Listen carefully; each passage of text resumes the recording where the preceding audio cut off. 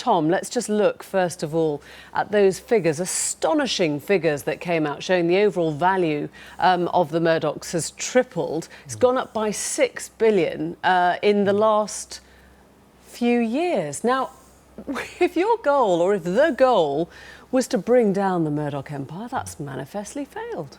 That wasn't the goal. The goal was to expose criminality at the heart of the UK operation of News Corporation.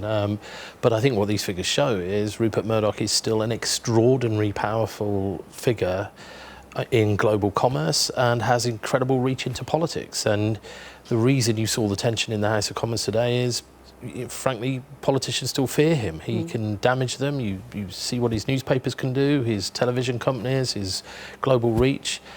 He's still a major figure in British politics, and that's why the courage of politicians is important about what we do next. And you think he'll be back? I mean, neither leader is close to him per se at the moment, but he has not gone from British politics. He's never really gone away. There's been a sort of, the company have been very clever. In fact, they sacked a lot of the people that were associated with the old regime at the company. They've brought some smart hires. They're improving their corporate social responsibility. I think you can see progress in the way they are cleaning up their act. But at the end of the day, it's still old Rupert Murdoch who likes to move politicians around the chessboard. Felix Salmon, just explain to us why he's done so well out of this. After the hacking scandal first exploded, he finally was forced to spin off all of his print operations, the newspapers basically, and the books, into a completely separate company, which is now called News Corp. But the old News Corp was everything, included the TV studios, the movie studios, all the bits which make real money. Now, that's a new company called 21st Century Fox, which is worth $75 billion, something like that.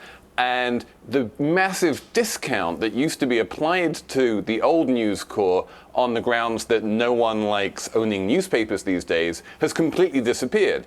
Meanwhile, the newspaper company, which is called News Corp but is much smaller, it's only worth about $10 billion, is actually looking pretty healthy. It's got a bunch of cash, it's got the Wall Street Journal, some good franchises, and it's also insulated, the bigger company is insulated from any kind of bad stuff that happens to News Corp now. So this was a decision which Rupert Murdoch never wanted to make, but he was forced to make it, and as a result, he's made billions of dollars. And it's sort of done him a favour. I mean, having to go through these decisions has done him a favour. Well, I'm not so sure they're insulated. Rupert Murdoch still runs these companies, and let's just see, only tonight we've seen Panorama reveal that the witness protection programme was compromised in 2006 by people working for the company. We see Tom Harper's story in The Independent tomorrow showing that former senior executives have been interviewed under caution in relation to potential corporate charges. So this company is not out of the woodwork yet, but... where do you think that is going then? You're talking about. Go on, Felix. You were coming in? It depends which company you're talking about. News UK is not insulated, and even News Corp is not entirely insulated. But at this point, 21st Century Fox, where his real wealth is, that is insulated. I'm not sure if Rupert Murdoch's business reputation and his legal position is insulated. And let's remember, he dominates all of these companies. But look, I'm not going to deny, his companies make immense amounts of money, which gives him immense amounts of power. The real situation in the UK is where does the police investigation go? So if you were looking at the verdict yesterday and you said Rebecca Brooks has been cleared, Andy Coulson has been convicted, what does that tell you about the possibility of corporate criminality now? Well, it's not for me to predict, and it's not for me to decide where it goes. But we now know that having denied it for 5 years, a senior editor in News Corp was involved in phone hacking, and 5 other senior managers in that company have pleaded guilty. Remember that for many, many years, the company denied any of this, and now there's a liability. And I think the prosecution authorities will be weighing that up. How was this received in the US, Felix? Because clearly the papers here, for obvious reasons, were split on whether they talked about the one who was cleared or the one who was convicted. I think that Coulson is considered a David Cameron story, a political story. Right. Rebecca Brooks was the Rupert Murdoch story. When she was acquitted, the general reaction in the US was, well, that's the corporate executive has gone free and Rupert has won this one. I wonder if you see Andy Coulson as a bit of a firewall, really, the person that sort of kept the Murdoch empire there and the political world here. Do you have any sympathy for the position he's played, if not the way he's done it? In one sense I do. I also have sympathy for the fact that his course of justice is not over, so I don't really want to pass judgment on him myself. You know, it was never personal with him. It was all about trying to expose what went on with the company. But yes, there's no doubt about it that, you know, in a funny sort of way, the story has gone to David Cameron.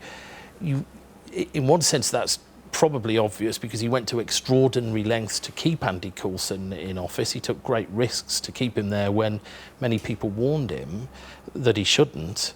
But in another, you know, commerce might think this company are out of the woods, but I'm not sure if the British justice system thinks that yet. Tom Watson, what does this all tell us about the role of the police and the CPS, given that this body of evidence was pretty much available back in 2006?